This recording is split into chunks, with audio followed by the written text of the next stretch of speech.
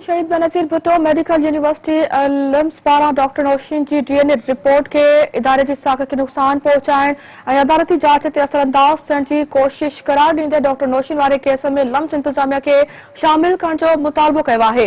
अहम खबर नाज़रीन वाक़िअ पिया डॉक्टर नौशीन की डीएनए रिपोर्ट जारी थियण बाद Shaheed Benazir Bhutto medical university VC doctor Aneela Ataur Rehman की सदारत हेठ आला सतही इजलास जंहिंमें रिपोर्ट जारी थियण बाद पैदा थियल सूरत हाल ते गौर कयो वियो।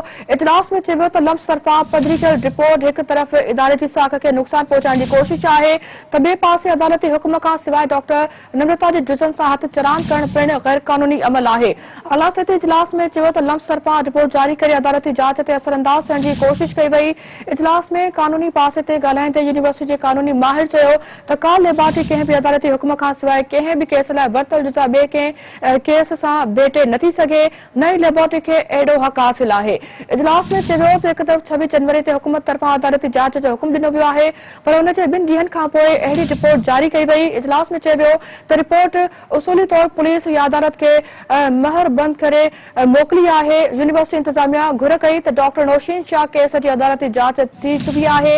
इन सूरत में लिम्स इंतजामिया के पिण इन केस की जांच में शामिल किया वञे। हू चाहिनि था त केस की अदालती जांच थियण घुरिजे। अहम खबर नाज़रीन अवां सां शेयर कंदा हलूं।